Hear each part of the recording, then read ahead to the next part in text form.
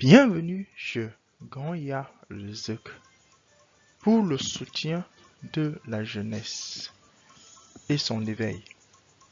Alors, je vais vous présenter un extrait d'un discours du Sèche Covid que je salue ici, qui nous parle un peu de la vie de Thalès et de Pythagore.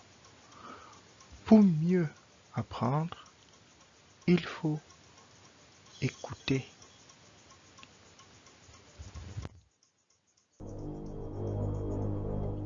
Thalès s'est rendu en Égypte où il a discuté d'égal à égal avec les prêtres. Ok? Bon.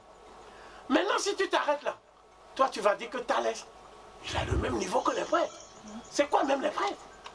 Bon. Mais si tu prends le grec ancien, voici ce que le grec dit. Le même texte dit ceci. Epaidote.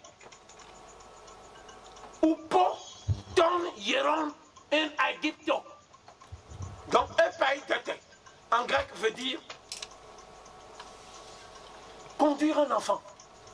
Parce que paidos, c'est ça qui a donné la racine. Quand tu dis pédopsychiatre, pédophile, pédoceci, c'est l'enfant. Donc, on a conduit Thalès. Conduire, tenir comme un enfant. Thalès. Celui qui a été d'égal à égal.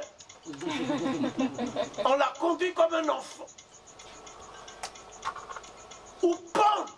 Upo, ton hieron. Upo, ça veut dire sous l'autorité, sous la direction, impérative.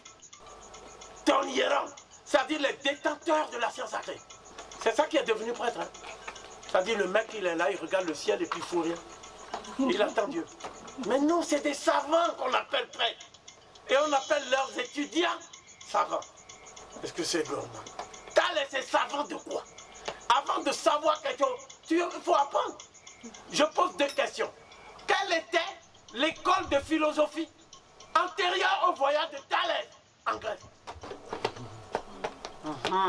Nous allons plus loin. Quel est l'ouvrage de Thalès qui permet de vérifier sa philosophie? Ça, c'est quand même élémentaire. Les personnages les plus importants de l'Occident, il n'y a aucun ouvrage. Thalès n'a laissé aucun livre. On a juste un témoignage de Phérécide, où Phérécide dit qu'il a rencontré Thalès.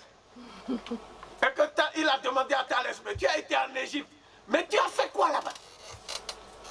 Raconte-moi un peu ce que tu as appris auprès de nos grands maîtres. Nos grands maîtres, c'est ça nos ancêtres. Les grands maîtres de Thalès. Comme Thalès est supposé être le maître des Eurocodèmes actuels, ça veut dire les maîtres des maîtres. C'est nos maîtres. Nos parents. Voilà notre position. Et il n'y a pas un individu qui puisse s'amuser. Parce que mon grec est aussi très carabiné, c'est très dangereux. Bon, donc, Thalès, on dit que, mais pourquoi tu vas en Égypte, toi tu n'apprends rien? Il dit non, lui il n'aime pas étudier. Lui il aime juste voyager pour essayer de manger. Donc Thalès, c'est un voyageur bohémien qui est en plus gourmand. Mais il n'a rien laissé. Voilà. Donc parler de l'héritage de Thalès au plan scientifique, c'est jouer avec les mots. Thalès était un bohémien aventurier. De temps en temps, il faisait aussi du spectacle. Parce qu'il lançait des lézards. Bon, Thalès. Voilà le dossier de Thalès. Bon, maintenant, Pythagore. Pythagore est natif de Samos. Donc nous sommes près de l'Italie actuelle. On n'est même pas en Grèce. En tout cas, Pythagore, quand il est arrivé, il avait 32 ans.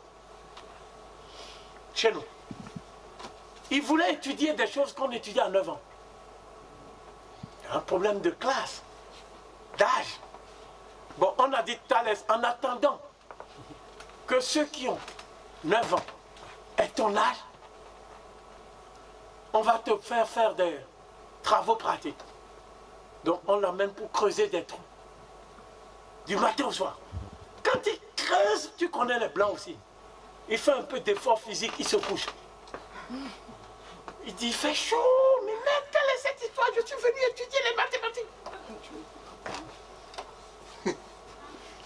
Donc, il fuit, parce que c'est le tyran de Samos qui l'a envoyé, Polycrate. Polycrate, ça veut dire tous les pouvoirs. Le pouvoir de vie ou de mort. Tu vois, comment quelqu'un comme ça peut faire la démocratie, avoir inventé la démocratie? C'est pas sérieux. C'était tyran. Son titre, c'est tyran de Samos. Tyran, c'est son titre. Bon, donc, à un moment donné, que se passe-t-il?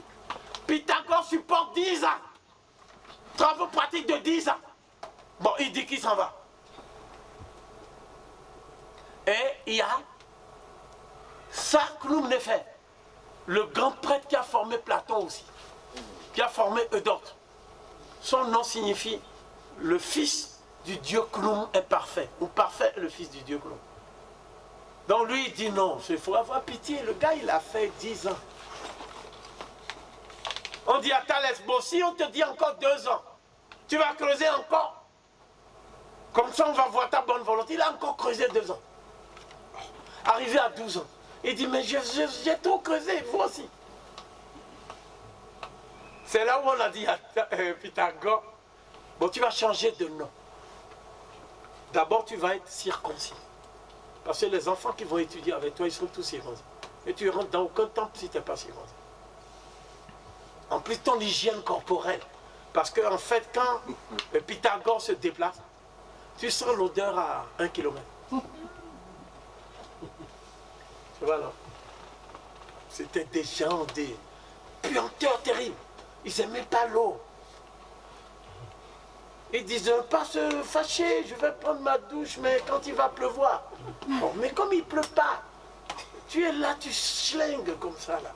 Pythagore, il n'y avait même pas de déodorant. Bon, donc, à un moment donné, non, les nègres aussi ont souffert pour leurs narines.